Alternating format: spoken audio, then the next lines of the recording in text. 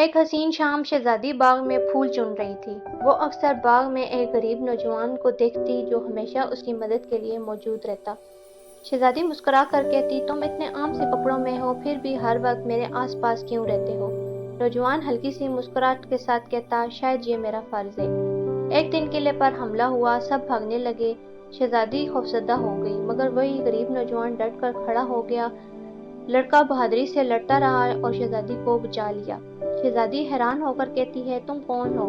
ایک عام انسان اتنی بہادری کیسے دکھا سکتا ہے؟ نوجوان مسکرا کر اپنی گردن سے ایک سنہری لاکٹ نکالتا ہے جس پر شاہی نشان بنا ہے، اور وہ بولا، میں کوئی عام انسان نہیں بلکہ پڑوسی سلطنت کا شہزادہ ہوں۔ میں نے اپنا روپ چھپایا تاکہ میں جان سکوں کہ تم دولت کو چاہتی ہو یا دل کو۔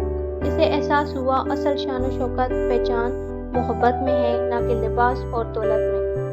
شہزادی کی آنکھوں میں شرمندگی سے آنسو آ گئے، اور یہ راز سب کو ایک سبق دے گیا کہ اصل پہچان کپڑوں سے نہیں بلکہ دل کی عظمت سے ہوتی ہے۔